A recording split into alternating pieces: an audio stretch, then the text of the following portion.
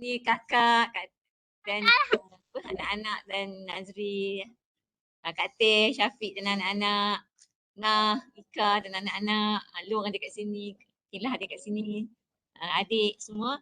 Jadi pertama-tama kita panjatkan kesyukuran kita ke hadrat Allah Subhanahu Wa Taala, setinggi-tinggi apa ni, puji-pujian kita panjatkan ke hadrat Allah Subhanahu Wa Taala kerana dengan limpah kurnia dan izin Allah juga, maka dengan rahmat Allah Subhanahu Wa Taala kita dapat bertemu pada malam ini. Alhamdulillah dapat meluangkan masa kita untuk berkumpul bersama-sama dengan niat kita tak lain tak bukan kita bersihkan niat kita adalah untuk mencari ilmu yang semoga dengan ilmu itu nanti insya-Allah dapat kita hayati dalam kehidupan kita, dan seterusnya menjadikan diri kita orang yang lebih baik dan semakin baik insya-Allah sehinggalah kita dinaikkan derajat di sisi Allah SWT dan bertemu Allah dalam keadaan diredai oleh Allah SWT. Jadi amin amin ya rabbal alamin. Salam selawat juga kita tak lupa tujukan kepada junjungan besar kita Nabi Muhammad SAW, kaum keluarga baginda dan juga para sahabat yang telah banyak berjuang, puang kita jiwa raga dan harta benda untuk menegakkan al-Islam sehingga dapat kita nikmati hari ini. Alhamdulillah. Jadi maknanya untuk malam ni kita sampai giliran Ustaz Gur insya-Allah untuk menyampaikan apa ni pembentangan tentang riak buku taman-taman surga kita iaitu Riyadhus Salihin insya-Allah, dan tajuk yang akan dibentangkan ialah seperti mana yang Mak terangkan tulis dalam WhatsApp tu, tajuk 25 dan 26 kata silap, yang mana rentikan daripada yang kakak buat tu sambungan lah, maknanya kalau kita tengok Riyadhus Salihin ni dia berkait antara satu topik dan satu topik, yang mana masa kakak dulu kita buat amar makruf nahi munkar kan, yang kita semua fahami bahawa tanggungjawab untuk melaksanakan amar makruf nahi munkar atau dakwah ini adalah satu tanggungjawab yang memang diwajibkan atau ditaklifkan oleh Allah kepada seluruh umat Islam yang umat Nabi Muhammad SAW kan, sebab kita adalah Nabi Muhammad SAW tidak tinggal kita harta lain. Yang diwarisi oleh Nabi kepada umatnya adalah risalah al-Islam itu sendiri, yang mana kita perlu melaksanakan. Kalau kita cinta kepada Allah dan Rasul, maka kita kena melaksanakan tanggungjawab dakwah, menyampaikan Islam itu kepada orang sekeliling kita semampu yang kita boleh insya-Allah. Okey. Jadinya itulah, kita tanpa melengahkan masa, Mak rasa Mak serahkanlah pada Bur untuk majlis pada malam ni, dan kita persilakanlah Ustaz Bur untuk menyampaikannya. Ke Ustaz Talha? Ustaz Talha ke Ustaz Bur? Abang kan nak sampaikan ke ayah? Betul. Betul.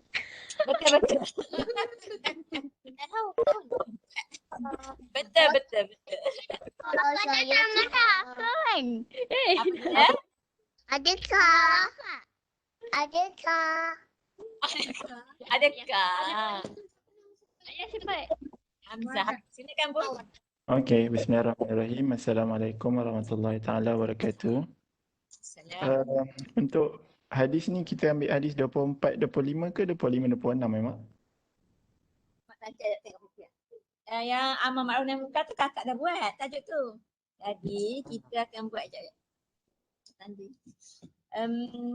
24 25. 24 25. 24 tu ada satu hadis saja. Tu Mak bagi dua topik tu. Hadis Hadis yang bab 24. Dia sambung bab dengan 25. Bab 25. Tak nak baca buku. Baca buku. Ada gangguan teknikal sikit. Okay, ini tak pun nak double confirm, takut tersalah hadis. Yang pertama yang 24 tu yang berkenaan dengan hadis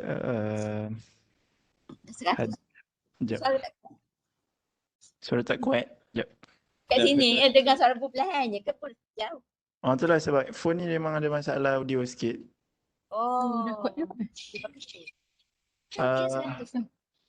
Dia hadis yang 24 tu yang tahrimuz zulmi tu kan, yang pengharaman berlaku zalim tu kan.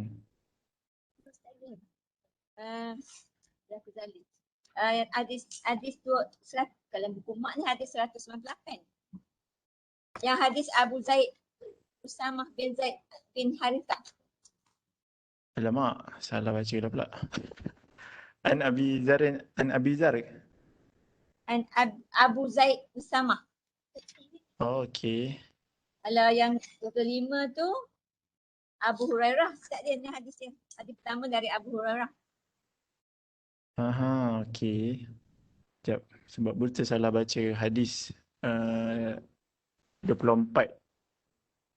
Kalau ikutkan kat sini hadis 24, dia bincang pasal pengharaman zalim.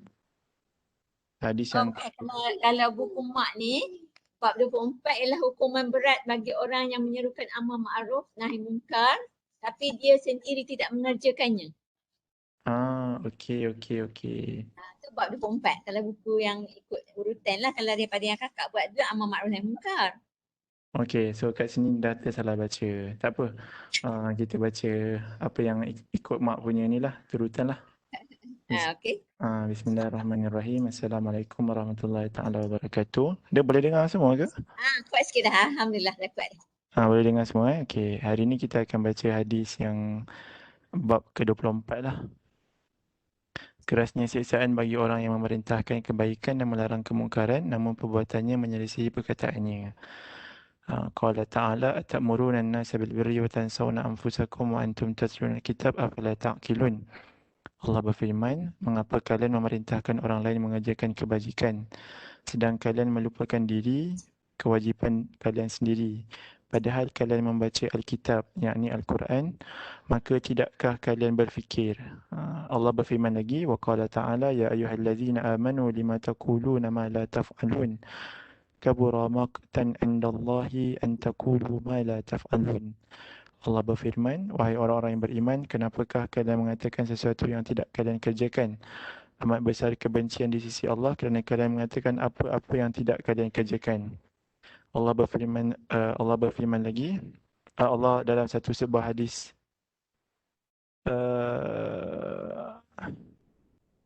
qala ta'ala ikhbaran an Syu'aib sallallahu alaihi wasallam. Allah berfirman tentang Nabi Syu'aib, wa ma uridu an ukhalifukum illa ma anhaakum anhu. Allah Ta'ala berfirman mengkhabarkan tentang Nabi Syu'aib alaihi salam, dan aku tidak berkehendak menyalahi kalian dengan mengerjakan apa yang aku larang.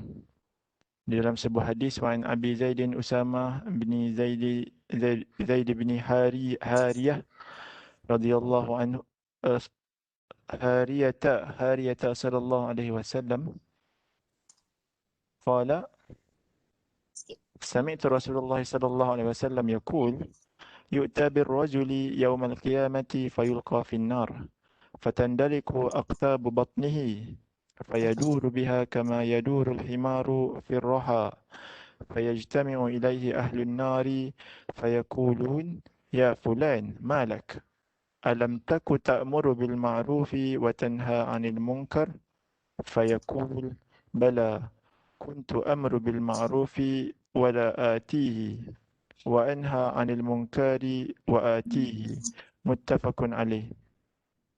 قوله تندلك هو بالدال المهملة ومعناه تخرج والأقطاب الأمعاء وواحدها قطب. Dari Abu Zaid Usamah bin Zaid bin Al-Harisah bin Harisah radhiyallahu anhuma. Betul. Yang tadi tu dia salah cetak ni. Zaid bin Hariyah radhiyallahu anhu patutnya, bukan sallallahu alaihi wasallam. Dari Abu Zaid Usamah bin Zaid bin Harisah radhiyallahu anhuma, dia berkata, saya mendengar Rasulullah sallallahu alaihi wasallam bersabda, akan didatangkan seorang lelaki pada hari kiamat. Kemudian lelaki tersebut dilemparkan ke dalam neraka. Maka keluarlah usus-usus perut lelaki tersebut. Kemudian dia berputar-putar dengan ususnya sebagaimana seekor keldai yang berputar di dalam batu penggilingan. Batu penggilingan ni batu penggilingan, kalau pernah tengok batu giling untuk hasilkan gandum tu, macam tu lah. Maka berkumpul ahli neraka kepadanya. Mereka bertanya, wahai fulan, apa denganmu? Bukankah engkau dahulu suka memerintahkan kepada kebaikan dan melarang dari kemungkaran? Lelaki tersebut menjawab, ya benar. Aku dahulu memerintahkan manusia kepada kebaikan, tetapi aku sendiri tidak melakukannya. Dan aku melarang mereka dari melakukan kemungkaran, tetapi aku sendiri mengerjakannya. Muttafaqun alaih. Itu hadis yang ke-24. Sekejap.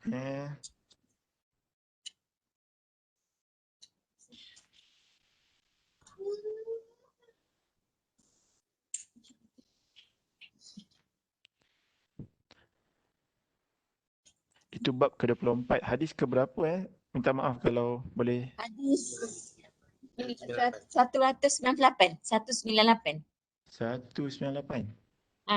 Kalau ikut buku yang mak ni, buku merah mak ni. Tapi ada buku lain ni nombor lain. Buku lah hadis tu. Macam 198 juga. sama kan? Akak 198 juga. Satu apa? 198. Sekejap Hadis.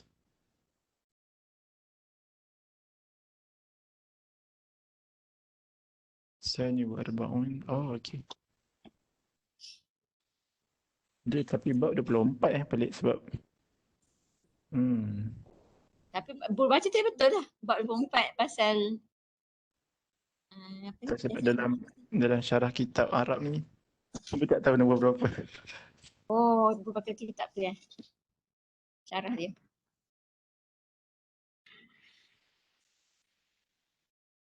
Tak apa. Tak apa, kita baca bab 25 lah. Perintah menunaikan amanah. Yang ni Allah Ya. ulas sikit lah. Ulas ke? Dan dia baca gitu je. Tak dapat catch up. Oh, tak dapat kecap. Okey. Rasanya kita orang ini ni bukannya orang pandai-pandai. rasanya Kena ini ulas sikit apa berkaitan dengan tajuk tadi kan. okey. Hadis tu kaitan dengan tajuk. Dengan Al-Quran tu. Mak ni nak cari ilmu. Okey, jadinya bab yang ke-24 ni dia menceritakan tentang hakikat bahawa di sana akan wujud sekelompok manusia yang sememangnya dia bercakap dia melakukan perbuatan berlawanan dengan apa yang dia buat. Hakikat kelompok manusia ni memang akan ada pada setiap masa dan pada setiap zaman lah. Yang mana mereka melakukan sesuatu yang mereka sendiri larang. Mereka tidak melakukan sesuatu yang mereka sendiri suruh orang buat. Jadi dalam ayat Al-Quran dia menceritakan bahawa dalam bentuk persoalan daripada Allah Subhanahu Wa Taala, Allah bertanya, Allah menegur dalam bentuk persoalan lah. Sebab ayat Al-Quran ni kadang-kadang as-su'al yuradu bihi tarhib, ataupun persoalan yang sebenarnya daripada persoalan tu Allah yang maksud daripada soalan tu ialah amaran. Ada juga persoalan yang dimahukan daripada persoalan itu adalah bentuk teguran dan sebagainya. Jadi dalam ayat Quran ni Allah bertanya bahawa mengapa kalian memerintahkan orang lain mengerjakan kebajikan sedangkan kalian melupakan diri sendiri. Padahal kalian membaca kitab. Maka tidakkah kalian berfikir, ni soalan daripada Allah Subhanahu Wa Taala ni bukan bermaksud Allah tidak tahu, Allah tahu hakikat mereka. Tapi Allah bertanya dalam keadaan Allah nak memberi kita panggil seolah-olah macam mengancam lah. Bukan bermaksud Allah bila bertanya dalam Al-Quran, persoalan Allah tu tidak akan sekali-kali bermaksud Allah tidak tahu. Sebab sifat Allah tu Allah alimu kulli syai'in. Allah tu tahu setiap benda yang berlaku di bawah di atas dan di bawah langit. Tapi bentuk persoalan Allah Subhanahu Wa Taala tu adalah dalam bentuk untuk mengancam, mengancam ataupun membuatkan manusia berfikir.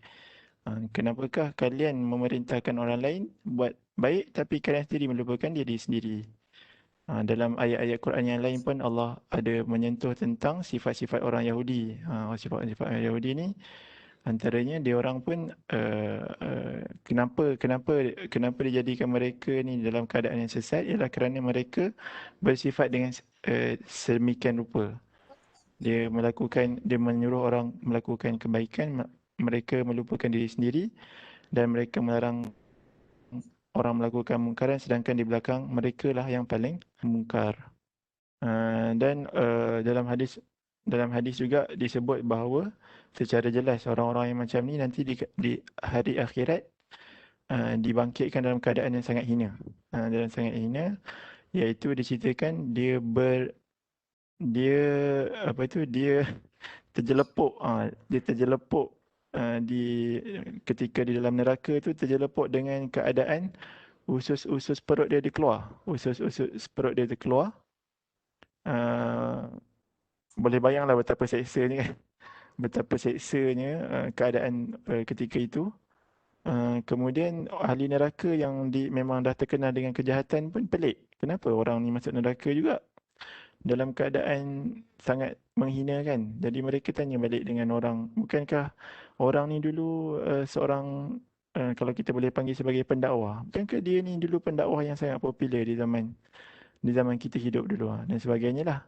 Mana kata kita boleh bayangkan keadaan waktu tu, bukankah si fulan ni lah yang mengajak kita di dalam TV, kaca-kaca TV dan sebagainya. Bukankah si fulan ni yang mengajak kita untuk berlaku adil kepada keluarga, kepada isteri dan sebagainya.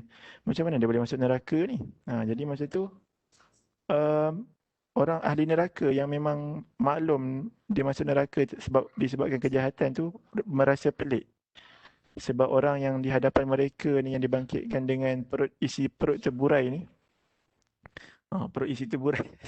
Perut isi terburai ni adalah orang yang mereka kenal. Orang yang mereka kenal yang mereka tahu orang ni orang baik. Macam mana boleh masuk neraka ni?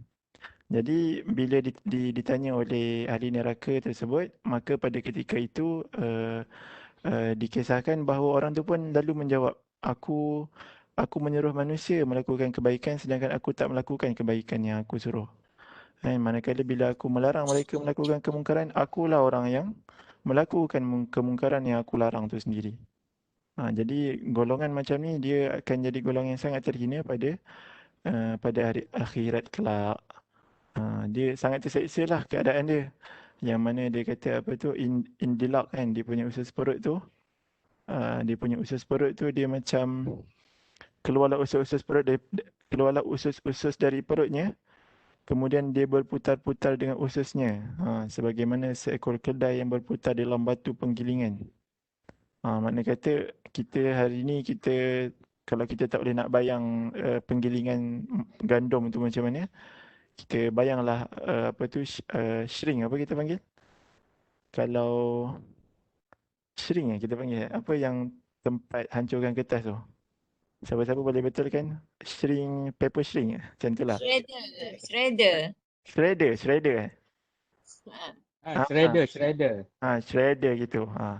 Shredder tu, bayangkan shredder tu besar dia sangat besar. Kemudian kita campakkan seekor keldai dalam tu. Berputar-putar di dalam batu penggilingan tu sampailah dia hancur. Macam itulah seksanya. Tapi yang dicampak tu ialah orang tu sendiri. Jadi nak katanya memang teruklah keadaan dia pada waktu tu. Jadi hadis ni berbentuk tarhib lah, berbentuk ancaman lah bagi mereka yang mengajak manusia melakukan kebaikan tapi mereka tidak melakukan kebaikan dan melarang daripada kemungkaran dan mereka pun melakukan kemungkaran yang mereka larang sendiri. Cuma itulah, nak baca syarahan dia ni tak jumpa lagi. 198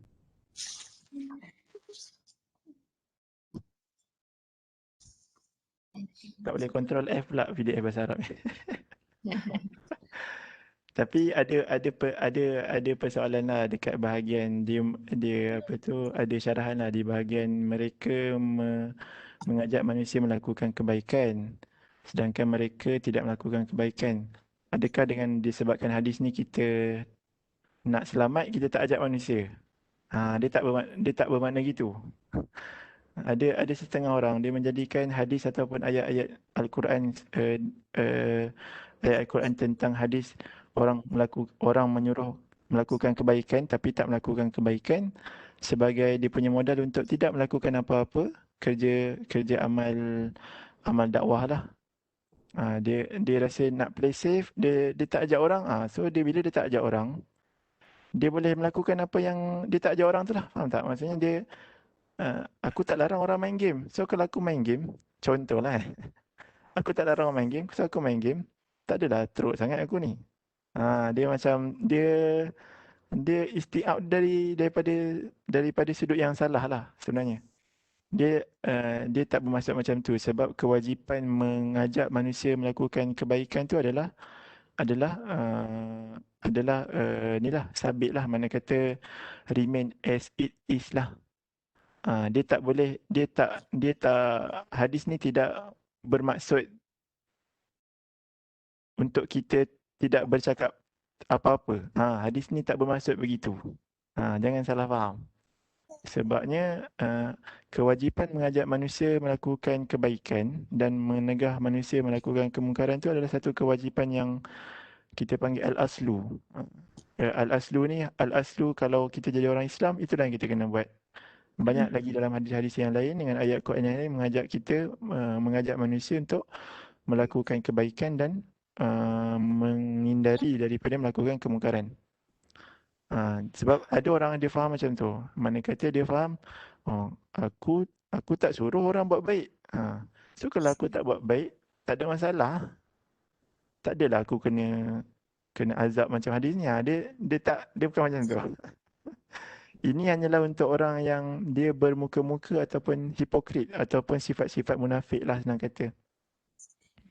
Sifat-sifat munafik ni dia berpura-pura di hadapan orang dengan sebenar-benar kepura-puraan bahawa dialah orang yang baik ataupun dialah orang yang mengajak manusia kepada kebaikan, sedangkan di belakang dia menggunakan platform ataupun title kebaikan dia tu untuk dia melakukan kemungkaran. So kalau kita boleh relatekan dengan zaman sekarang, kita akan jumpa banyaklah dengan kes-kes yang ada lah.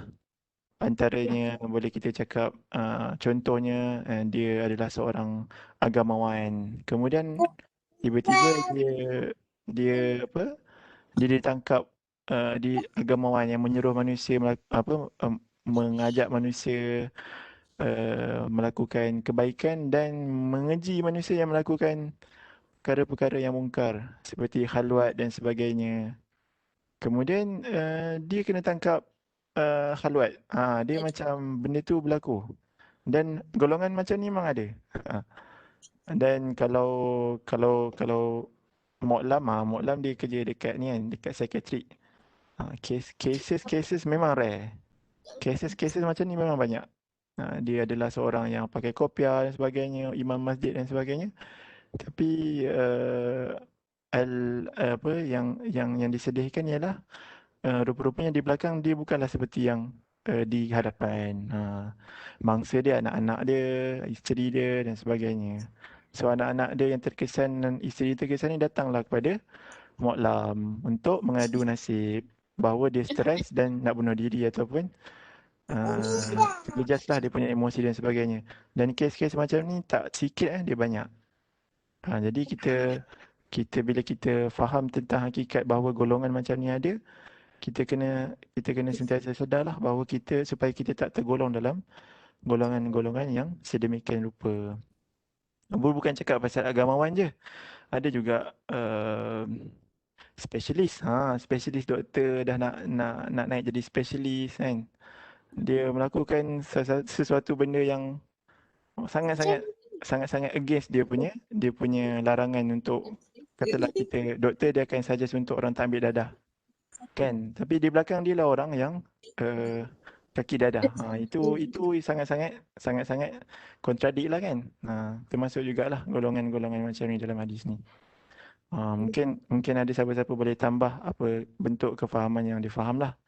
Tapi sekitar daripada hadis ni kita fahamlah bahawa benda ni dia tak berlaku pada golongan spesifik. Dia boleh berlaku pada semua orang jika kita tak berjaga-jaga.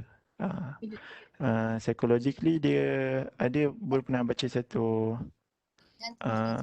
satu artikel tu dia cakap apa tu, orang yang jahat ni dia tidak akan melakukan kejahatan tu secara sedar. Dia melakukan kejahatan tu dalam keadaan dia tak sedar. Sampailah kejahatan tu dah sampai level kita panggil acceptance kalau tak silap. Pada masa tu dia rasa masa level acceptance tu dia rasa macam inilah kehidupan. Inilah kehidupan. Pada masa tu dia dah tak malu dan dia tak rasa segan dah untuk melakukan perbuatan seperti mana hadis ni sebut. Dia boleh dengan selambanya bagi tahu orang jangan buat scan, jangan bagi rasuah, jangan terima rasuah dan sebagainya. Sedangkan dia lah orang yang paling banyak terima rasuah di belakang dan sebagainya. Sebab apa? Sebab dia punya level of acceptance tu dah sampai level yang dia dah tak boleh nak tolak daripada badan dia. Jadi benda ni boleh kena pada setiap orang kalau orang tu tak berjaga daripada awal lah.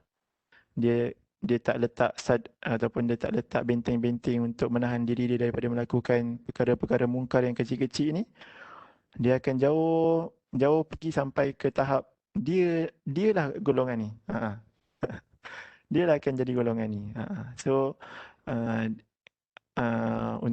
untuk pengajaran kita, benda ni bukan benda yang mustahil berlaku pada kita, wal-iyazubillah. Tapi untuk mengelakkan ia berlaku pada kita, maka kita perlu meletakkan benteng lah supaya ia tak merebak dalam tubuh badan kita, melakukan amalan kemungkaran sehingga ke level yang paling tertinggi ni lah. Dia melakukan kemungkaran yang mana kata dia dah tak iktiraf benda tu sebagai kemungkaran. Dia cuma berlakon di hadapan manusia dan dia sendiri melakukan kemungkaran. Wallahu alam. Boleh ke mak? Cukup ke? Alhamdulillah, mumtaz. Mumtaz. Faham insyaAllah. Okey, bab yang ke-25. Sambunglah. Bab yang ke-25, perintah menunaikan amanah. Allah berfirman, qala Allah Ta'ala, innallaha ya'murukum an tu'addul amanati ila ahliha. Sesungguhnya Allah menyuruh kalian menyampaikan amanat kepada yang berhak menerimanya. Allah berfirman lagi, inna aradna al-amanata 'ala as-samawati wal ardi wal jibali fa'bayna an yahmilnaha wa ashfaqna minha wa hamalaha al-insanu innahu kana zaluman jahula. Allah berfirman, sesungguhnya kami telah mengemukakan amanat kepada langit, bumi dan gunung-gunung.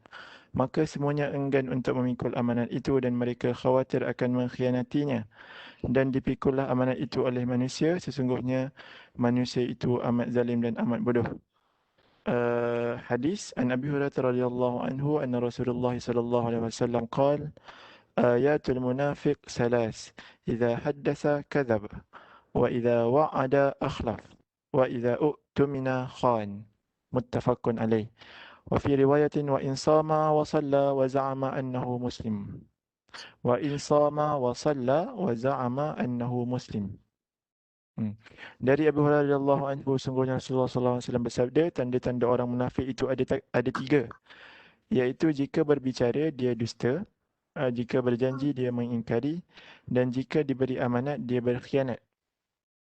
Dalam riwayat lain disebutkan, sekalipun dia berpuasa, solat dan mengaku bahawa dia adalah seorang Muslim. Dalam hadis yang lain, an Huzaifah bin al-Yamani radhiyallahu anhu qala, haddatsana Rasulullah sallallahu alaihi wasallam haditsaini qad ra'aitu ahadahuma wa ana antaziru al-akhar. Haddatsana anna al-amanata nazalat fi jazri qulubil rijali thumma nazala al-Qur'ani fa'alimu min al-Qur'ani وعلموا من السنة ثم حدثنا عن رفع الأمانة فقال ينام الرجل النومة فتقبض الأمانة من قلبه فيظل أثرها مثل الوقت ثم ينام النومة فتقبض الأمانة من قلبه فيظل أثرها مثل أثر المجل كجمر دهرجته على رجلك فنفط فتراه منتبرا وليس فيه شيء، ثم أخذ حصاة فدهرجه على رجله، فيصبح الناس يتبايعون فلا يكاد أحد يؤدي الأمانة حتى يقال إن في بني فلان رجلا أمينا، حتى يقال للرجل ما أجلده ما أزرفه ما أعقله وما في قلبه مثقال حبة من خردل من إيمان. ولقد أتى علي زمن وما أبالي إياكم بايعت، لئن كان مسلما ليردنه علي دينه، وإن كان نصرانيا أو يهوديا ليردنه علي ساعيه. وأما اليوم فما كنت أبايع منكم إلا فلانا وفلانا متفق عليه. Dari Hudzaifah Al-Yamani radhiyallahu anhu, dia berkata, Rasulullah SAW menceritakan kepada kami dua kejadian. Yang satu aku sudah melihatnya dan aku masih menunggu yang satu lagi. Beliau menceritakan kepada kami bahawa amanah turun ke dalam lubuk hati manusia. Kemudian Al-Quran turun dan mereka mengetahui dari Al-Quran dan dari hadis. Kemudian beliau menceritakan kepada kami tentang hilangnya amanah. Beliau bersabda, seseorang tidur dengan nyenyak, lalu dicabut amanah itu dari dalam hatinya, maka tampak tinggal bekasnya seperti bercak hitam. Kemudian ia tidur lagi dan dicabut amanah tersebut dari hatinya, maka tinggallah bekasnya seperti tangan yang melepuh. Seperti bara api yang jatuh di atas kakimu, maka bekas kulitnya membengkak sedang di dalamnya tiada apa-apa. Kemudian Nabi mengambil batu kecil lalu menjatuhkannya di atas kaki beliau. Kemudian beliau melanjutkan, orang-orang saling berbaiat. Tapi mereka tidak menjalankan amanah.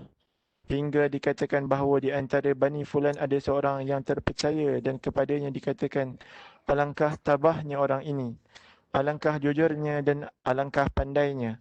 Sehingga kan di hatinya tidak ada iman meski sebesar biji sawi. Ternyata telah datang suatu zaman di mana aku tidak peduli siapa yang berbaiat kepadaku. Hamzah, Talha, keluar sana.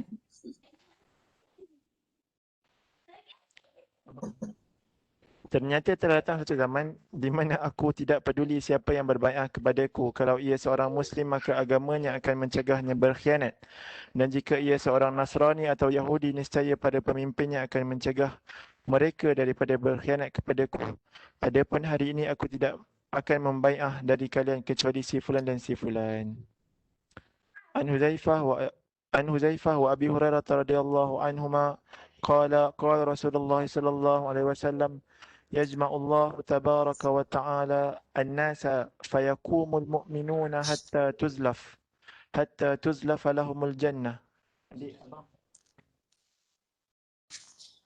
فيأتون آدم صلوات الله عليه فيقولون يا أبانا استفتح لنا الجنة فيقول وهل أخرجكم من الجنة إلا خطيئة أبيكم لست بصاحب ذلك اذهبوا إلى ابن إبراهيم خليل الله إلى ابن إبراهيم خليل الله قال فيأتون إبراهيم فيقول إبراهيم لست بصاحب ذلك إنما كنت خليلا من وراء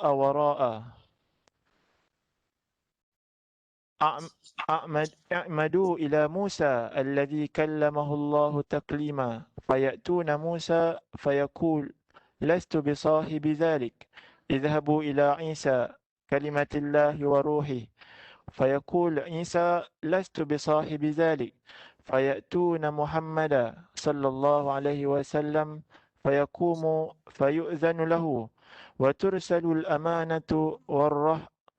وترسل الأمانة والرحم فيقومان جنبتي الصراط يمينا وشمالا فيمر أولكم كالبرق قلت بأبي وأمي أي شيء كمر البرق قال ألم تروا كيف يمر ويرجع في طرفة عين ثم كمر الريح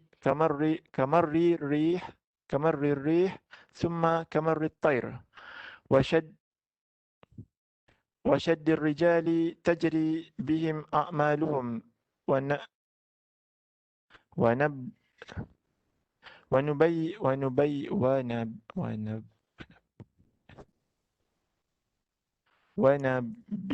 ونبيكم قائم على الصراط ونبيكم قائم على الصراط يقول ربي سلم سلم حتى تعجز أعمال العباد حتى يجيء الرجل لا يستطيع السير إلا زحفا وفي حافة الصراط كلاليب معلقة مأمورة بأخذ من أمرت به فمخدوش ناج ومقردس في النار والذي نفس أبي هريرة بيده إن قعر جهنم ل70 خريفا رواه مسلم قوله وراء هو بالفتح فيهما وقيل بالضم بلا تنوين ومعناه لست بتلك الدرجة الرفيعة وهي كلمة تذكر على سبيل التواضع وقد بسطت معناها في شرح صحيح مسلم والله أعلم. Baik, panjang hadis ni. Dari Hudzaifah dan Abu Hurairah radhiyallahu anhuma mereka berdua berkata Rasulullah sallallahu alaihi wasallam bersabda Allah tabaraka wa taala mengumpulkan seluruh manusia maka kaum mukminin berdiri hingga syurga didekatkan kepada mereka. Mereka mendatangi Adam alaihi salam kemudian berkata wahai bapa kami mohonkanlah agar syurga dibuka untuk kami. Adam alaihi salam menjawab bukankah kalian dikeluarkan dari syurga kerana kesalahan bapamu ini? Bukan aku yang mempunyai hak untuk memohon dibukakan syurga. Pergilah kamu kepada anakku Ibrahim alaihi salam, kekasih Allah. Maka mereka mendatangi Nabi Ibrahim alaihi salam, maka Nabi Ibrahim berkata, bukan aku yang mempunyai hak untuk itu, iaitu untuk membukakan syurga. Aku hanya sebagai kekasih dari belakang, paling belakang, iaitu ini adalah uslub untuk berlaku tawaduk. Maka pergilah kepada Nabi Allah Musa yang telah berbicara kepadanya secara langsung. Mereka mendatangi Musa, maka Musa berkata, bukan aku yang mempunyai hak untuk itu. Pergilah kalian kepada Isa, dia adalah kalimatullah dan rohnya. Maka Isa berkata, bukan aku juga yang mempunyai hak untuk itu. Kemudian mereka mendatangi baginda Nabi Muhammad SAW, maka mereka berdiri. Maka dia berdiri dan dia diizinkan untuk itu. Kemudian dikirimlah amanat dan silaturahmi, kemudian berdiri di kedua sisi as-sirat, iaitu jambatan penentu, iaitu di sebelah kanan dan kiri. Maka orang yang pertama dari kalian melewatinya secepat kilat. Saya bertanya, saya iaitu Saidina Huzaifah bertanya, bapa dan ibuku sebagai tebusan, seperti apakah secepat kilat itu? Baginda sallallahu alaihi wasallam bersabda, bukankah kalian telah melihat bagaimana kilat itu lewat dan kembali dalam sekejap mata. Kemudian orang-orang berikutnya seperti jalannya angin. Kemudiannya seperti terbangnya burung. Kemudian seperti larinya seorang lelaki dengan kencang. Amal-amal mereka lah yang bawa mereka berjalan seperti itu. Dan Nabi kalian berdiri di atas sirat sambil berdoa, Ya Rabbi, selamatkanlah. Hingga amal para hamba yang lemah, yang tidak mampu membawa mereka sampai ada seorang lelaki yang tidak dapat berjalan melainkan dengan merangkak. Dan di kedua tepi as-sirat itu ada kail-kail yang digantungkan dan diperintah untuk mengambil orang-orang yang diperintah untuk diambil. Maka ada yang terluka tetapi selamat dan ada juga yang terpelanting ke dalam neraka. Demikianlah zat yang jiwa Abu Ibrahim ada di tangannya. Sesungguhnya dasar neraka Jahannam itu sejauh 70 tahun perjalanan. Hadis riwayat Muslim. Sabda baginda wara'a bermaksud bukan aku yang berhak menepati darjat yang setinggi itu. Ini adalah perkataan diucapkan untuk menyatakan ketawaduan. Ucapan yang disebut oleh Khalilullah Ibrahim alaihissalam. Dan aku Imam Nawawi telah menjelaskan makna secara panjang lebar di dalam Syarh Muslim. Wallahu alam. Hadis berikutnya baru baca terjemahan panjang hadis ni. Hadis berikutnya dari Abu Khubaib Abdullah bin Zubair radhiyallahu anhuma berkata, ketika Zubair berdiri pada hari perang Jamal, Zubair memanggil saya, maka saya pun berdiri di sampingnya. Dia berkata, wahai anakku, sesungguhnya tidak ada seorang pun yang terbunuh pada hari ini kecuali dia seorang yang menganiayanya atau seorang yang dianiaya. Tidak gini ke? Gona?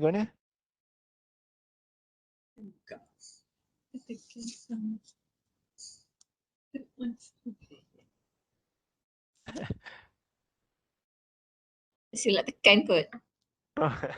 Kita tekan. Ingat orang Kelantan mana tu?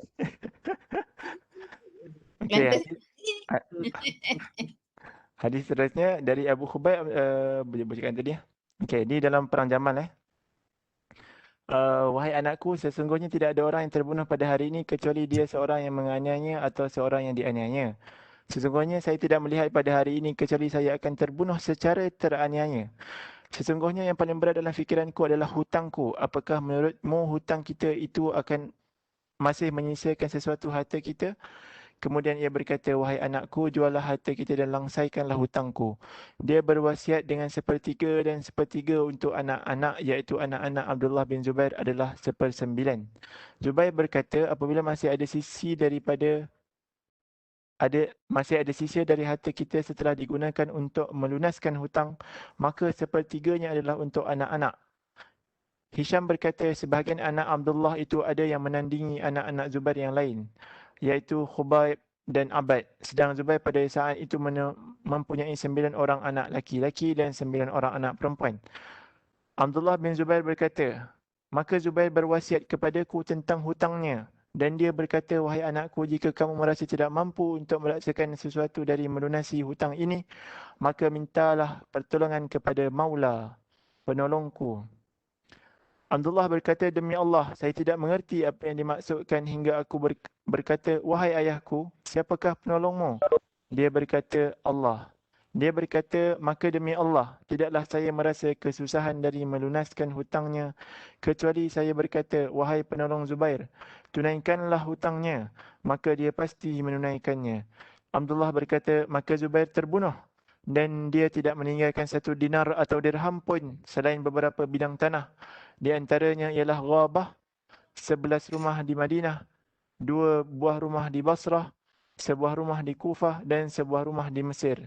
Abdullah berkata, sesungguhnya hutang yang menjadi tanggungannya adalah kerana ada seorang laki-laki yang datang kepadanya dengan membawa harta. Kemudian dia ingin menitipkan harta itu kepadanya. Tetapi Zubair berkata, tidak. Tetapi hartamu ini menjadi pinjaman saja. Kerana sesungguhnya saya takut kalau harta ini hilang. Dan dia tidak pernah menjadi pejabat pemerintahan sama sekali. Tidak pernah menjadi pejabat penarik zakat ataupun pajak tanah.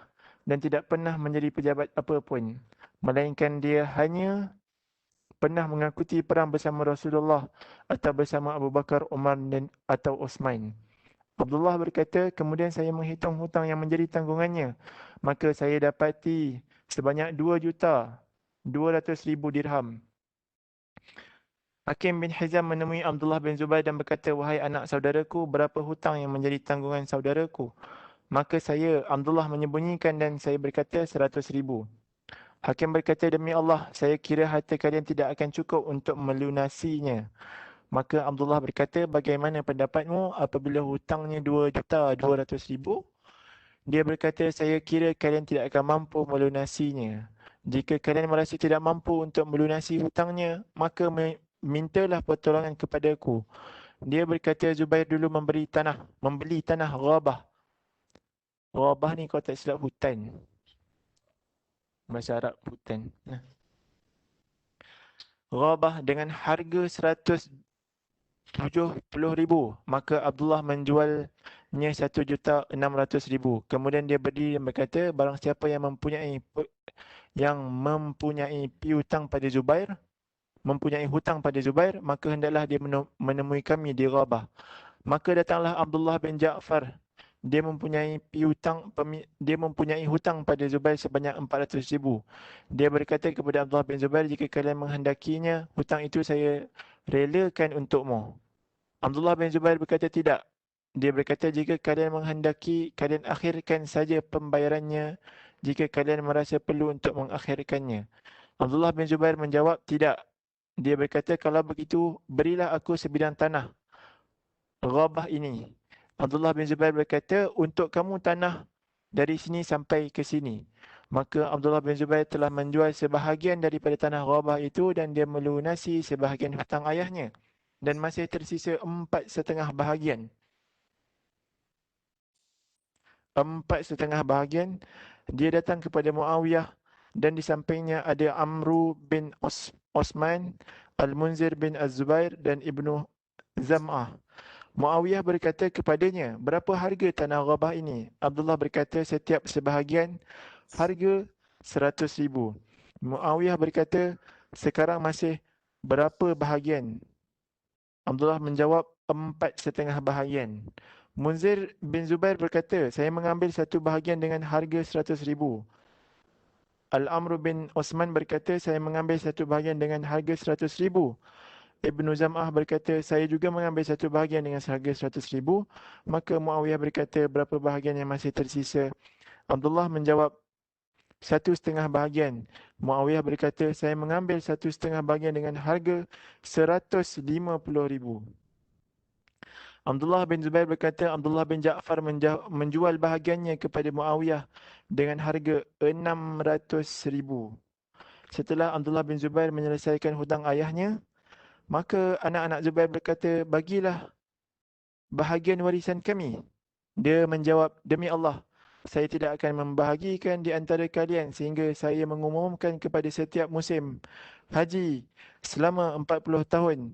Ketahuilah, barang siapa yang mempunyai hutang pada Sayyidina Zubair, maka hendaklah dia datang kepada kami, maka kami akan melunaskannya. Maka pada setiap tahun, pada waktu tiap musim haji dia mengumumkannya, sehingga berlalu 4 tahun. Maka dia membahagikan harta warisan tersebut di antara mereka. Oh, yang tadi tu setiap musim selama 4 tahun. Okey.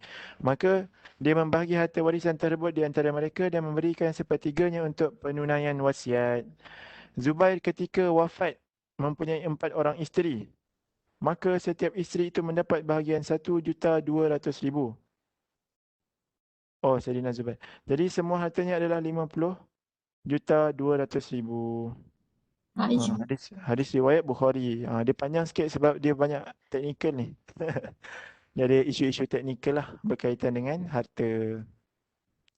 Tapi nak menjawab bahagian nombor 25 ni ialah dia menyatakan bahawa betapa amanahnya Abdullah bin Zubair dalam melaksanakan wasiat ayahnya untuk menyelesaikan hutang-hutangnya ketika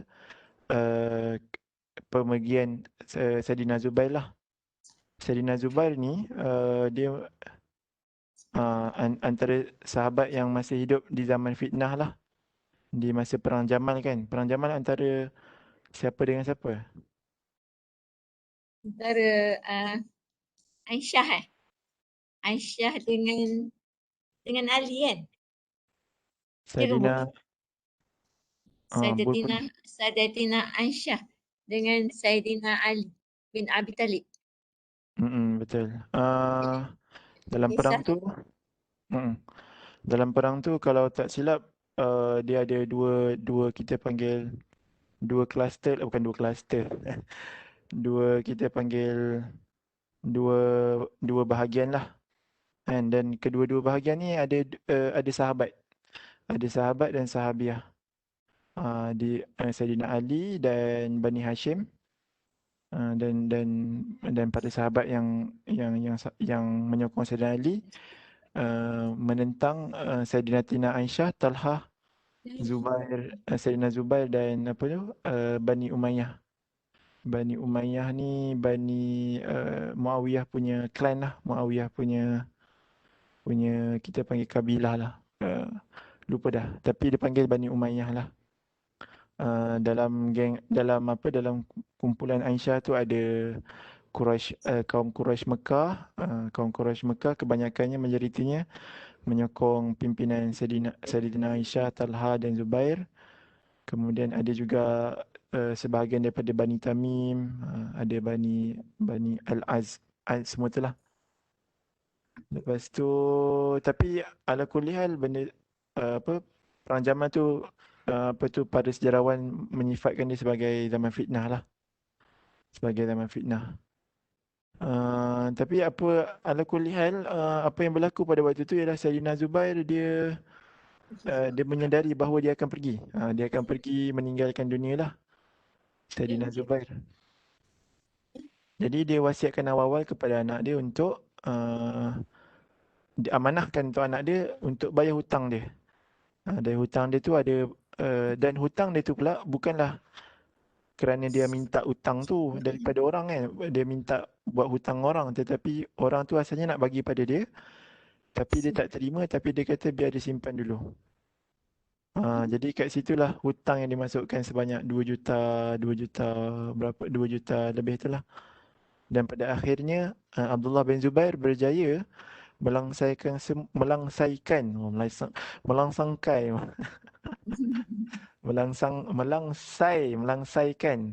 hutang Sayyidina Zubair. Dia jadi macam terbelangkai macam Mu'allam ni. Terbelangkai. Melangsangkai. Okey. Melangsaikan hutang Sayyidina Zubair. Kompletnya langsai hutang tu ialah pada selepas 4 tahun haji.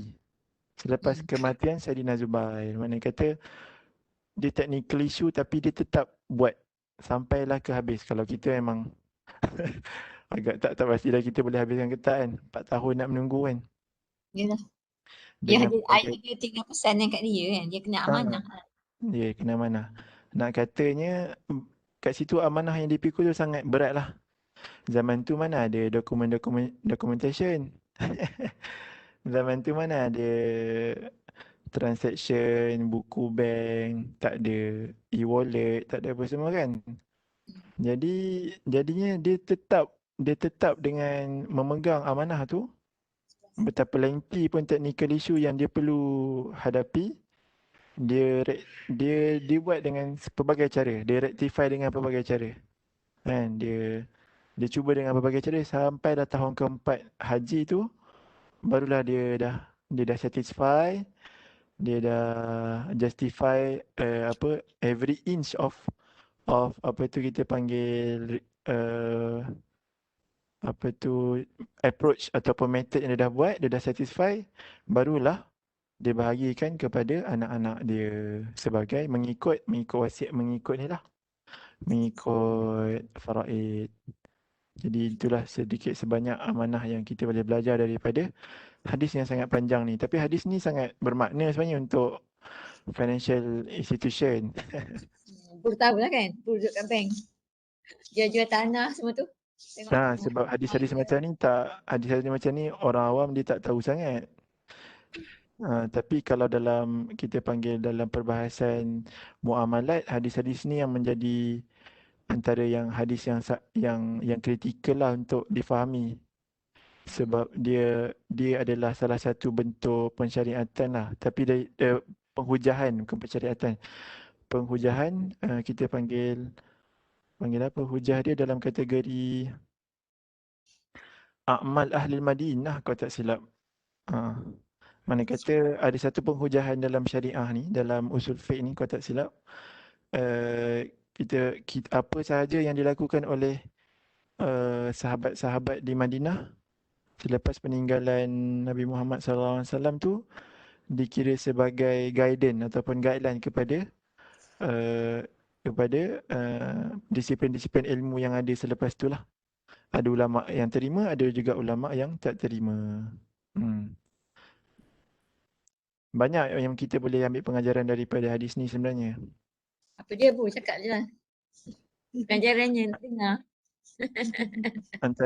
Antaranya apa tu, musim apa dia nak mengumumkan pengumuman kan. Pengumuman ni dalam bentuk kita nak tahu siapa lagi dia punya apa, dia punya siapa lagi ada berhutang dengan si arwah dan sebagainya. Jadi dekat sini dia ada tempoh masa yang dia ambil. Jadi dalam legal punya clause, kita kena ada tempoh masa berapa lama yang kita boleh umum ataupun berapa yang dipersetujui oleh digariskan yang boleh digariskan oleh pemerintah untuk cari siapa penghutang arwah tersebut lah. Jadi period tu dia tak fix lah, dia bukanlah wajib 4 tahun.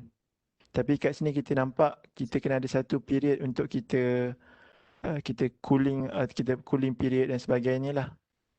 Mana kata tak salah untuk kita letak period sebelum kita bagi agihkan harta arwah si mati kepada para penerima. Ada juga di sini berkaitan dengan apa? Tanah, property. Macam mana property tu kita nak jual macam mana? Nampak tak tadi dia ada bahagi-bahagi kan? Mana kata kat sini kita boleh je bahagikan property tu ikut lot, jual ikut lot. Satu terjual, hasilnya kita bahagi. Dua terjual, kita bahagi lagi. 3 sampailah habis. Ada juga pengajaran dari sudut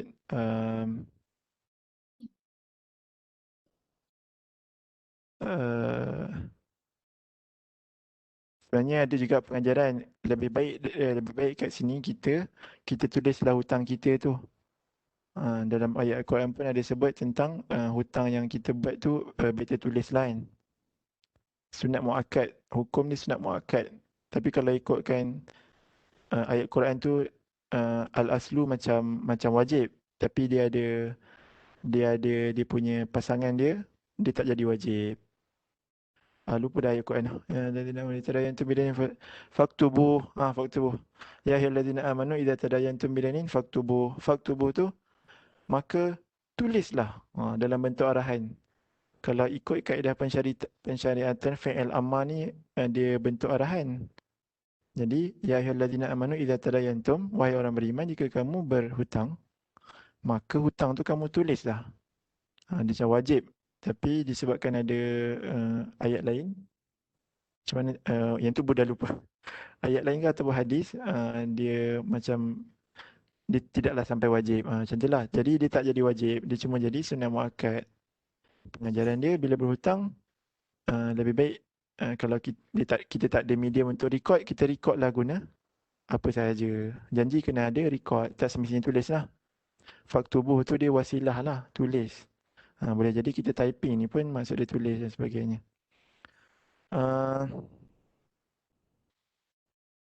Cuma Perang Jamal ni memang sedih lah. Kalau siapa minat sejarah, kalau baca Perang Jamal ni memang sedih lah. Memang menangis lah kalau baca. Sebab kita tak sangka zaman keemasan sahabat tu boleh juga berlakunya tragedi yang sangat menyayat hati. Kan? Kalau tak silap Saidina Zubair ni, cara dia meninggal, kalau beringat lah, ingat lupa, dia dipenggal oleh salah seorang daripada kem Saidina Ali. Masa tu dia dah keluar daripada perang, dia berehat di sebuah pokok dan masa itulah orang tu ambil kesempatan untuk penggal kepala beliau. Tapi masa baca tu sangat sedih lah. Dia Perang Jamal ni mak memang tak berapa ingat lah. Maksudnya dia memang peperangan antara sahabat dengan sahabat lah, sahabat. Dia sahabat dengan sahabat, betul mak. Tapi maknanya yang jadi fitnah tu adalah pencetus dia adalah macam sebab pembunuhan Osman ke? Lepas tu yang jadi Dia orang yang menyebarkan fitnah tu orang pihak mana? dia kalau kita baca memang complicated. Kalau Al-Azhar punya version, dia memang ada juga yang dia macam mention ada beberapa kesalahan dari sudut macam camp tu kan. Kalau yang Buri ingat, dia memang ada mention lah. Ada kedua-dua camp tu terperangkap dengan misunderstood ataupun miscommunication, misunderstanding tu lah. So memang tak boleh buat apa, memang kita kena cakap benda tu zaman fitnah lah. Ada tulisan yang angkat sebelah pihak, ada angkat sebelah Saidina Ali. Ada penulisan sejarawan yang angkat rebellious ataupun belah Saidina Zubair, Saidina Talha dan Sayyidatina Aisyah kan. Tapi at some point kalau kita sebagai rakyat biasa pada zaman tu pun kita akan ambil side, kita akan take side jugalah. Cuma sahabat pada ketika itu sangat sangat berhati-hati. Tapi masih lagi dalam keadaan yang kita panggil berhati-hati diserang dan berhati-hati menyerang. Dia macam tu. Dan ada banyaklah periwayatan yang boleh jadi dhaif, boleh jadi betul pada zaman tu. Dan banyak juga version sejarawan yang agak bercanggah lah antara menyatakan keadaan sebenar perang zaman tu lah. Tapi kalau nak baca memang sangat menarik. Memang exciting lah. Memang tak tidur malam lah kalau baca.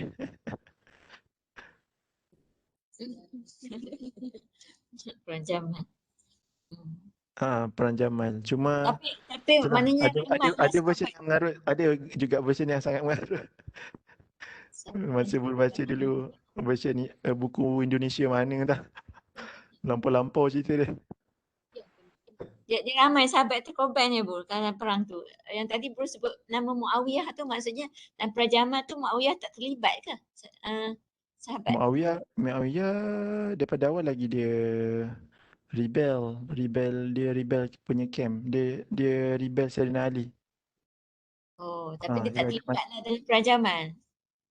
Perang zaman tu semata-mata antara camp Aisyah, Sayyidatina Aisyah dengan Sayyidina Ali.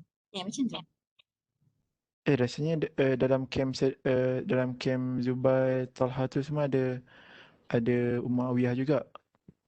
Muawiyah yang baru tahu memang dia daripada awal dengan maksudnya opposite Sayyidina Ali lah. Kena baca kena baca sendiri baru faham kan sebab dia memang nampak dia berselirat sikit nampak. Dulu masa exam memang baru ingat sebiji-sebiji. Oh, pernah main exam tu exam. Exam masa kat Azhar cuma itulah teruk juga aku punya lupa Tapi Sayyidina Muawiyah bukan camp Ali lah. Dia macam mana? Dia macam seolah-olah macam government. Dia macam government. Lepas tu government tu jatuh. And then jatuh tu disebabkan golongan pemberontak. Kemudian datang satu camp untuk betulkan keadaan. Minta government baru betulkan keadaan. Tapi bila government baru tu dia betulkan keadaan. Tapi dia ada approach yang lain. So jadinya orang yang kumpulan yang minta betulkan keadaan tu dia tak puas hati sebab tak dapat membalas kematian Sayyidina Osman tu. Tapi the way dia nak balas tu hingga menimbulkan konflik. Which approach is better? Sayyidina Ali dia ada approach dia. Both seeking for the same objective. Tapi approach tu could be different. Tapi the difference tu become bigger and sampai level kita panggil konflik lah. Sampai krisis dan sebagainya. Ada diriwayatkan juga masa pertempuran pertama tu sebenarnya dia orang tak sanggup nak bertempur. Diriwayatkan bahawa pedang sesama camp tu dia hanya sentuh menyentuh. Dia sentuh menyentuh. Maknanya kata dia buat-buat gaduh je. Sebab tak ada orang nak gaduh. Dia tak sanggup nak gaduh sesama sendiri ni masa Kawan kan, pertempuran. sahabat. Ha? Sahabat kan, mereka bersahabat. Sahabat, sahabat, Dia tak sahabat. sampai hati nak tikam. Tak, maksud Mesti. mana kata kawan tu tak ada movement untuk buat movement tikaman. Kawan belah sini pun tak ada movement untuk buat movement tikaman. So dia main buat-buat keting sampai ke sudah. Sampai berehat. Dia nak katanya ada sampailah satu ketika tu ada orang ekstremis dalam dua-dua kumpulan tu. Dia laungkan benda yang tak betul lah. Dia kata ada orang terbunuh. Ada orang ni kena bunuh macam tu kan. Orang belah sini dengar jadi cuak kan. Daripada main-main pedang tu jadi main betul-betul. Daripada tang-tang tu jadi syang-syang. Kata Hamzah, syang-syang. Main tiga tikam pula. So, tapi Saidina Zubair kalau tak silap, Saidina Zubair dia keluar daripada perang tu. Kemudian dia berehat, dia lari lah. Makna kata dia dah tak rasa sedap hati, dia keluar. Dia berehat di sebuah pohon. Lepas tu dia terlelap. Masa tu lah salah seorang daripada camp Saidina Ali, which is kalau tak silap bukan sahabat lah. Bukan sahabat, dia orang yang datang tiba-tiba macam tu. Orang kata macam mana?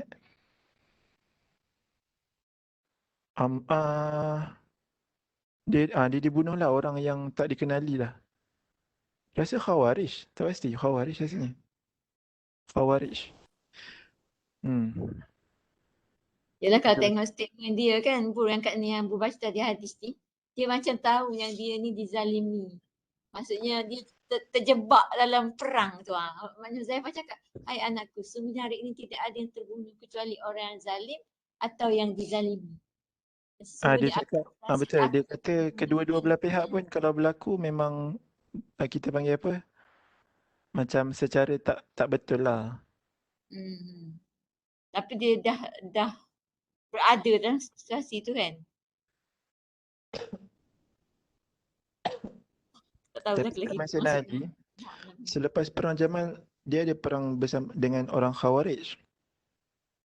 Orang Khawarij ni, kumpulan Khawarij ni, dia antara kumpulan yang support Ali, solid support kepada Sayyidina Ali. Bukan Syiah Dia bukan Syiah rasanya. Khawarij bukan Syiah. Dia golongan yang melampau. Cuma lepas perang tu, dia rasa Sayyidina Ali ni tak strong mana. Dia tak strong in term of pengamalan Islam, dia tak strong in term of approach, dia tak strong. Dia nak lagi strong. Sampai ke level dia buat dia punya perkampungan sendiri. Dikatakan mereka ni kalau baca Quran bunyi macam lebah. Ramai-ramai baca Quran. So soleh lah kan kalau ikut kan. Tapi dari segi cara pemikiran sangat ekstrim dan sangat tak betul lah dengan fundamental Islam yang asal. Jadi terpaksalah Sayyidina Ali hantar panglima kasih tibai semua. Habislah satu kampung. Satu kampung tu semua kena Assalamualaikum. Macam itulah Khawarij. Best ni cerita sejarah tapi itulah malam ni bukan belajar sejarah kan. Nanti bolehlah Pokcik ada Pokcik. Pokcik lagi. Tapi Syafiq macam minat sejarah ke? Bolehlah. Syafiq pun macam minat. So bolehlah. Bur saja Syafiq lah. Cerita sejarah. Bur cerita lagi sedap Bur. Alamak. Kalau dengar Bur cerita kena datang Seremban lah. Ada at least ada teh Pudina. InsyaAllah. Boleh Bur. Tapi itulah. Di sebalik fitnah tu sahabat masih lagi menjaga amanah dia lah. Di sebalik zaman fitnah tu kan, orang pun dah tak tentu hala kan. Tengah perang kan. Sayyidina Zubair dia dah tahu dia rasa dia nak meninggal. Mungkin dia akan meninggal dalam perang tu. Dia proceed dengan dia punya wasiat lah. So very impressive lah. Kalau kita zaman sekarang, zaman COVID pun orang dah tak kisah dah datang kerja tak kerja. Kan? Amanah yang depan mata pun. Yelah, masa tu kan zaman COVID kan work from home. Work from home tapi sebenarnya kerja kita tu masih amanah. kita masih lagi kena kerja untuk company tu kan. Tapi itulah, hanya level of amanah, menghayati amanah itulah yang membezakan antara orang yang betul-betul bekerja dengan orang yang tengok TV dan makan je lah kat rumah. Susah nak work from home sebenarnya awal-awal tu. Tapi sekarang insyaAllah memang working hour memang, walaupun kerja kat work from home, memang kita depan komputer lah. InsyaAllah ada keberkatan di situ. Oh, insyaAllah itulah. Tadi sebenarnya Bul baca hadis lain. Hadis, tak tahulah dalam Bul pakai Al-Wafi sebenarnya. Al-Wafi fi Syarhi Arba'in Nawawi.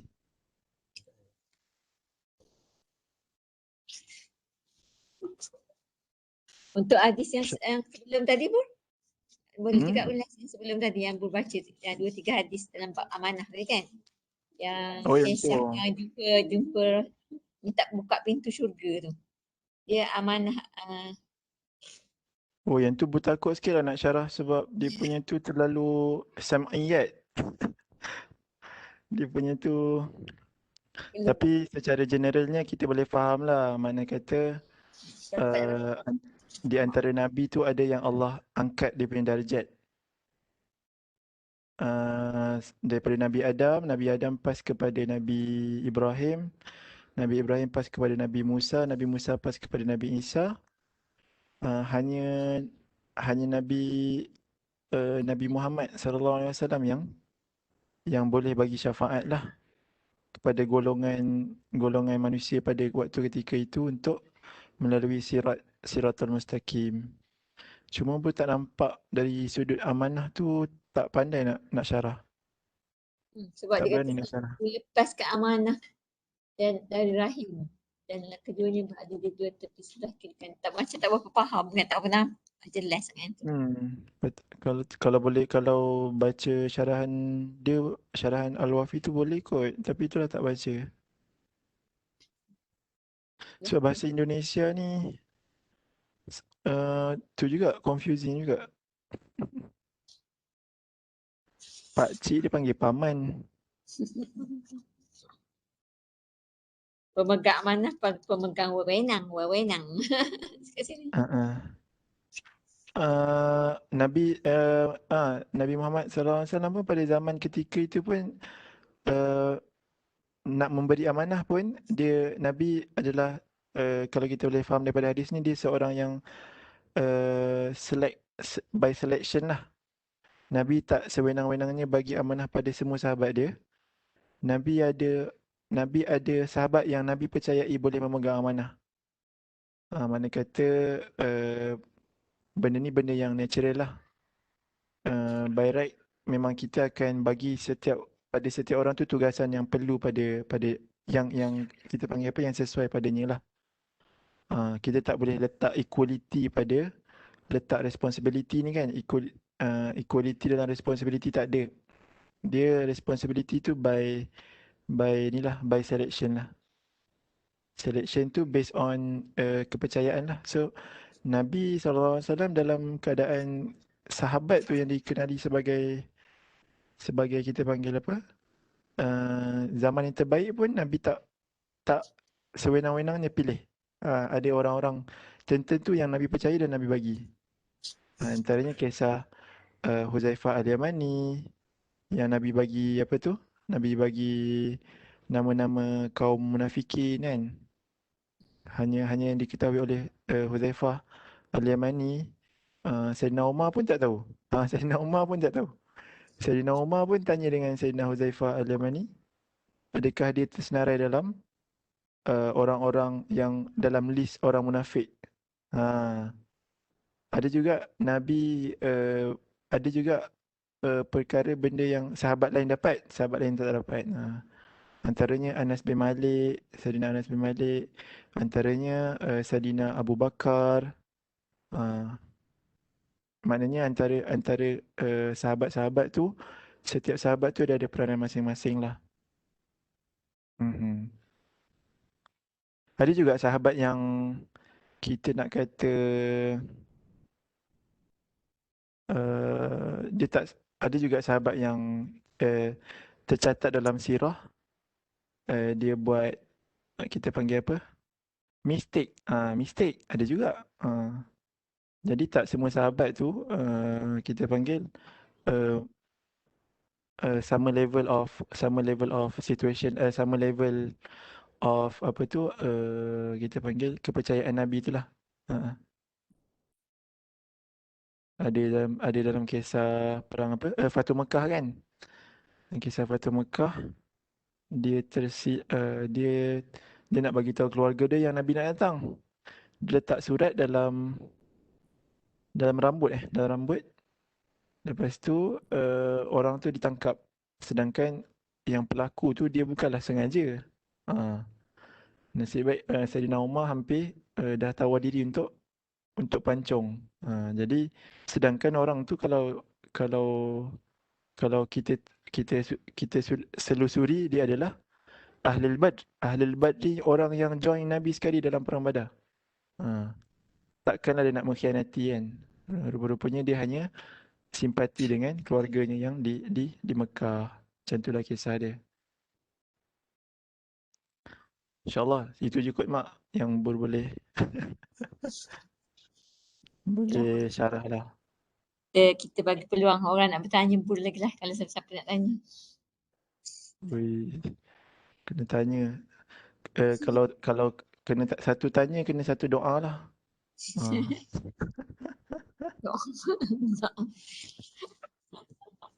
Boleh pada cerita, sudah sedap. Sudah kan kena orang pada cerita. Bercak hitam kemudian ia terus. Bol, kalau dalam perang, tak tanya tak ada kisah perang Jamal tu, golongan Syiah ni dia wujud masa tu ke ataupun isu masa cerita, masa kisah, masa ketika lain golongan Syiah ni wujud ke masa zaman lambat lagi? Sebab tadi sebut Khawarij kan? Yang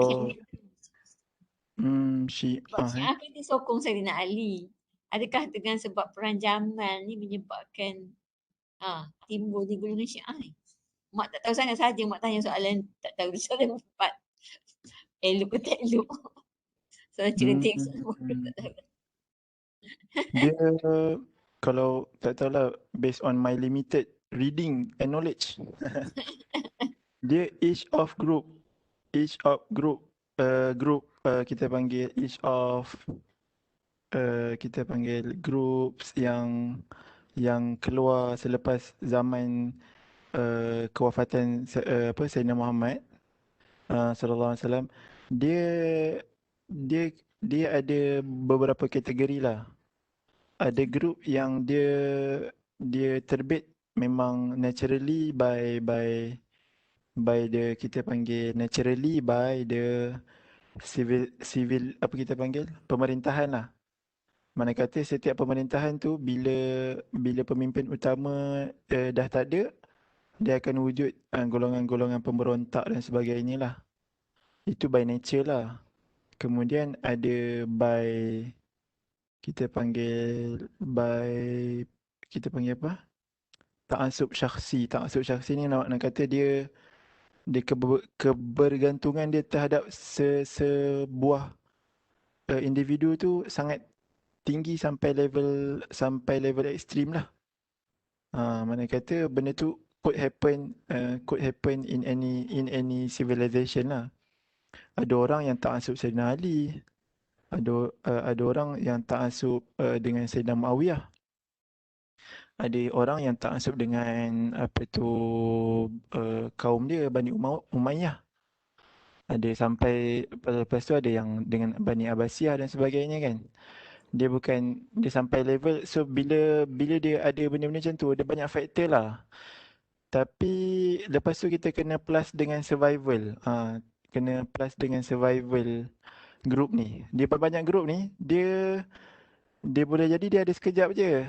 Dia ada time dalam setahun dua, lepas tu dia hilang. Contoh macam golongan apa yang tak nak bayar zakat tu. Dia tak nak bayar zakat kan. So dia jadi satu team lah. Dia jadi rebel. So kewujudan dia pada tahun tu je. Lepas dia kalah perang dengan para sahabat, dengan Saidina Abu Bakar perang apa memerangi mereka, dia hilang time tu je lah. Ada pula macam Syiah ni pun, Syiah ni asalnya dia dari macam dia rasa macam Saidina Ali tu is something yang dia perlulah, dia kagum dan sebagainya, dan dia berevolusi sampailah ke hari ni. Dia berevolusi tu banyak lah, evolusi dia yang panjang lah. Dia ada, kita panggil apa, ada dorongan daripada faktor daripada logistik, ada orang yang ambil kesempatan, dia tak ada group nak join, dia join dengan Syiah, tapi dia edit sikit dan apa kita panggil, evolution tu happen lah. Sama juga dengan Khawarij. Khawarij tu dia tak lama. Dia tak lama sebab dia dah kena bantai dengan Saidina Ali punya tentera tu kan. Tapi by nature golongan macam tu akan ada pada setiap zaman. Ini based on my simple my limited knowledge lah. Macam kita hari ni kita ada ISIS, kita ada Syiah juga. Kita ada juga geng-geng anti-vaksin. Cuma boleh jadi geng-geng anti-vaksin ni nanti dia bila dah sampai level ada krisis negara dan sebagainya, dia pun boleh dapat senjata. Dan benda-benda tu berevolusi lah, senang kata. Zaman Syiah ni, zaman Khawarij tak ada senjata, dia duduk diam je. Dia sokong je lah. Tapi once dia dapat senjata, dia jadi kumpulan yang bersenjata. Macam tu. Sama juga dengan Bani Umayyah. Asalnya dia sebagai Bani Umayyah yang tak ada apa-apa kuasa pun. Tapi disebabkan pada zaman ketikanya wakil daripada salah seorang daripada Bani Umayyah tu naik jadi pemerintahan, maka seluruh kaum kerabat klan Bani Umayyah dijadikan sebagai sebagai the person in charge untuk setiap gubernur kawasan dan sebagainya. Lepas tu pula dia kena topple yang kita panggil dengan Bani Abbasiyah. Lepas Bani Abbasiyah pula dah kontang-kanting, tak ada siapa-siapa nak jaga khilafah, muncul daripada belah utara, daripada belah Europe sana, bukan Bani lah, Osman Urtugul. Jadi kita panggil pula Osmaniyah. Macam itulah cerita dia. By nature dia memang akan ada lah. Cuma kalau kita nak check on detail, Syiah daripada mana apa semua, bagi Bur, okey, bagus untuk akademik punya purpose kan. Dan untuk kita tahu identify dan sebagainya. Tapi kita kena faham lah, benda ni dia akan setiap zaman tu memang dia akan ada, kita panggil golongan-golongan baru. Yang membezakannya, mereka ni survival dia tara sampai mana? Setahun, 2 tahun, 10 tahun. Kalau dia dah makan masa lama, dah tentu dia akan berevolusi.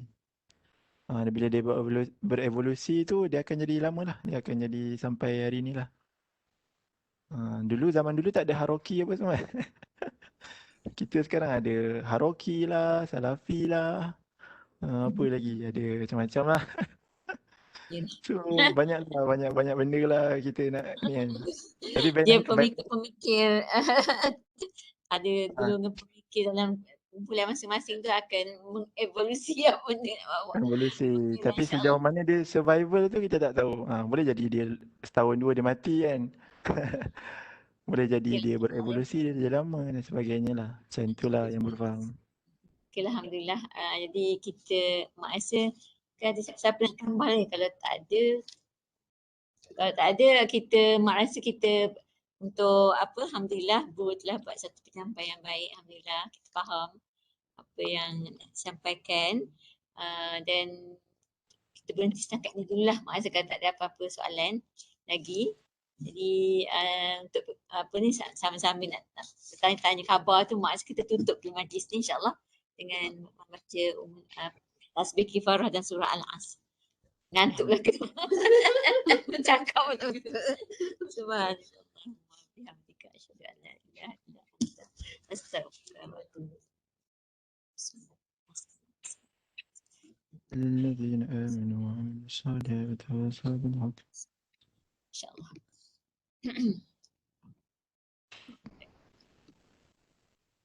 Balik